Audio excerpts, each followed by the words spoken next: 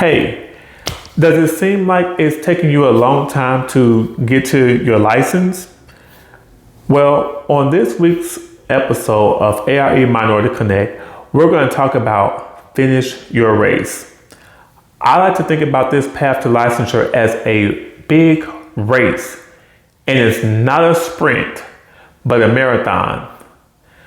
This week, I'll share with you actually how long this process actually takes. How long does it actually take to complete the exams? And then I'll give you some tips that I think that you can use to help you finish your race. So on your mark, get set, go.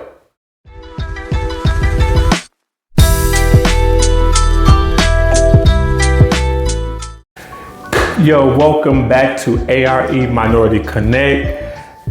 This week's episode, finish your race. So what do I mean by finish your race? Well, if you will, I like to use this analogy. When I was taking exams, I sometimes would focus on what other people were doing, whether they were passing exams or they were failing. And I noticed that some of that was causing me a little bit of anxiety. And so I had to almost take this test with blinders on, and I kept reminding myself, hey, Tony, finish your race, don't focus on others. And so I like to paint this picture for you. Imagine that we're in this big track stadium, and everyone has a role inside this stadium. First, you have those who are in the stands and they're cheering you on. That's people like myself who have taken the exams and we've now passed them and now we're cheering you on. It could be your friends, family, loved ones, anyone that's cheering you on. Those are people in the stands. Then on this track, you have people that are in front of you in this journey, in this race, that they're almost done with taking the exams. And then you have people that are behind you that are just getting onto the track. They may have got a couple tests under their belts, but they're behind you and you're finding yourself, in the spot that you're in. And then there's someone that have fallen on the track and they're sitting.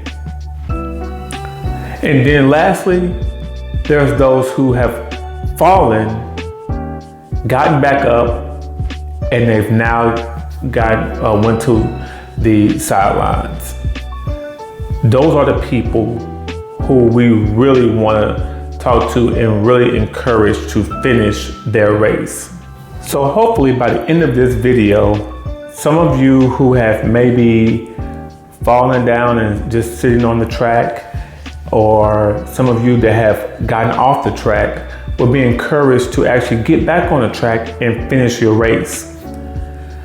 So as always, I like to start off with a bit of data and statistics from NCARB. I understand you're taking the exams and you're like, I want test tips. I want to know what book to read. I want to know what's the best strategy for this, or how do I solve this type of problem. However, I think it's just as much important that you actually take the time to look at what is happening with this exam. Sometimes you're frustrated and you're saying, well, why is it taking me so long to finish? But you may not even know how long it actually takes to finish this actual process. The path of licensure, as you will see in a minute, actually takes a lot longer than you may think. So, as I stated, I'm going to show you some brief data, and then I'll share with you some tips that I do think that will help you to finish your race.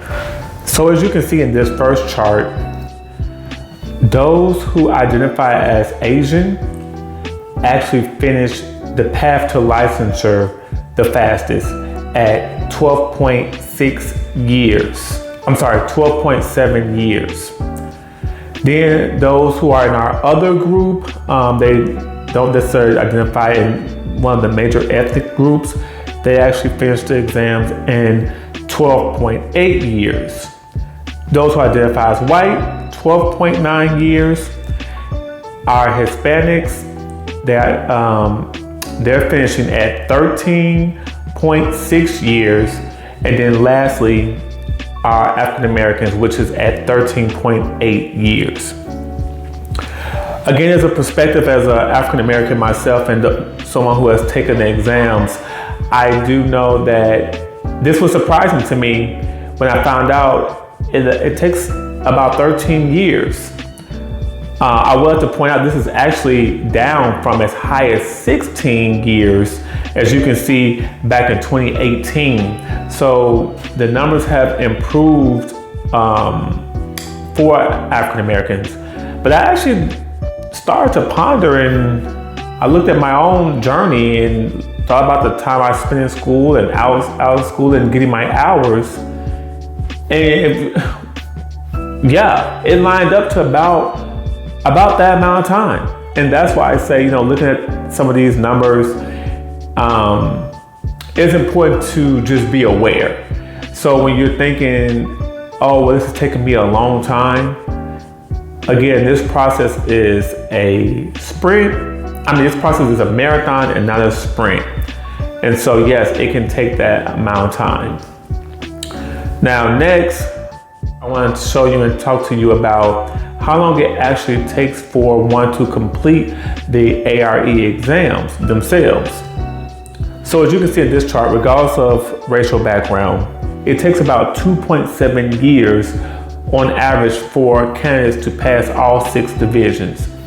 So if you're taking these exams and you're seeing someone who is going in and knocking these exams out in 6 and 9, 8 months, whereas it's taking you a year or 2 years to complete it, just know that that's actually perfectly normal. And so that's why I say focus on your journey, focus on running your race, because someone else's race doesn't matter. There's going to be people that are going to take a lot longer than this 2.7 years, and there's going to be people who are going to complete it faster than this.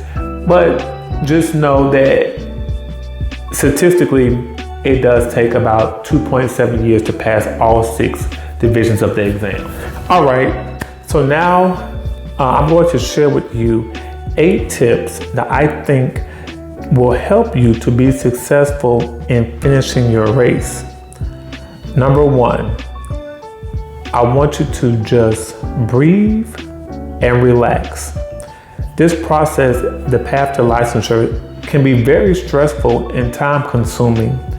And so as much as possible, if you can relax and be calm, this process will go a lot better. So just breathe and relax. Number 2, I want you to have an accountability partner. This can be a friend, a family member, a loved one, someone who will be an accountability partner to you. When I was taking the exams, I had actually a lot of them, but I did have those who were actually taking the exams with me, and we would email or text each other, and we would ask, how is studying going this weekend, or how is studying going this week period. How'd your test go? How'd you feel if I failed an exam? What I thought were my weak areas or something like that. And it was good to have those accountability partners to help me to continue to go forward. So next, number 3, say affirmations. I can do this. We believe what we say about ourselves more than anything.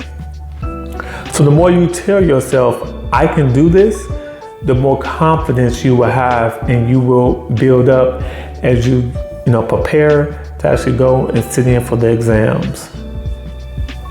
Number 4, I want you to find a motivational quote or a song, something that touches you and gives you confidence. For me, there was a song called Strong Finish, and I must have listened to that song almost every day. but most importantly, I listened to it on exam day. As I was driving to the testing centers to actually take the exams, I would play this song and it would get me amped up and pumped and ready to go. Okay, so number 5, don't take extended breaks. You know, taking a couple weeks off after you've taken an exam, maybe you've passed or failed it, can be okay.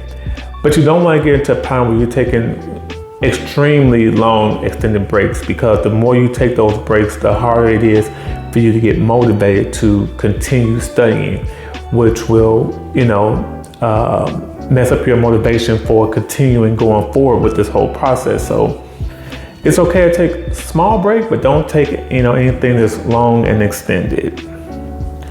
Number 6, think about how you will feel once you have passed these exams. I often would think about, how I would feel and what I would be doing after I took the past exams. This channel is actually one of those results. I thought about it when I was going through and I was testing. I said, I can't wait to pass this exam so I can jump on the sidelines and cheer other people on and be motivation to them.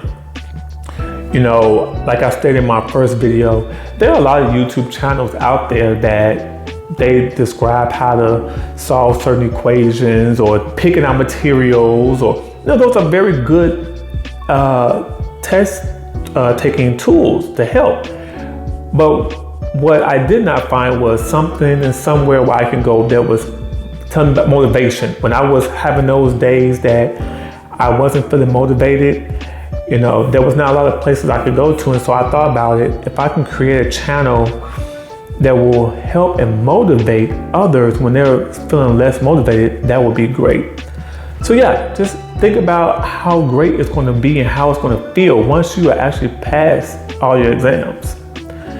And number 7, focus on running your race and don't compare your journey to anyone else's.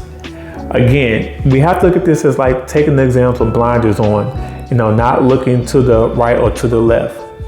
You can't compare if someone is passing an exam, a section of exam, maybe you failed before and they're passing it and they're going on, or someone has failed an exam recently and you're getting ready to take that exam.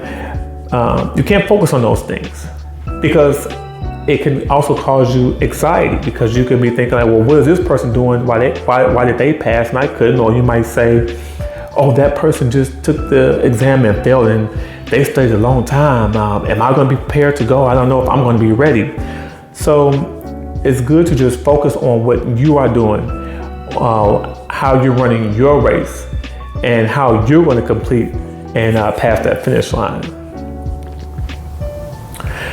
And last but not least, the most important thing is don't give up. Failure is not an option. You don't want to become the person that fell on the track, got up, and walked to the sidelines and has not finished the process. No, you want to, if you fall down, you want to get up and you want to get back on that track and you want to cross that finish line. You do not want to give up.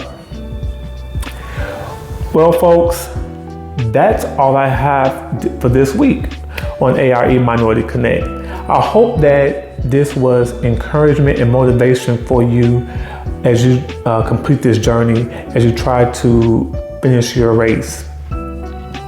So I want you to do me a favor.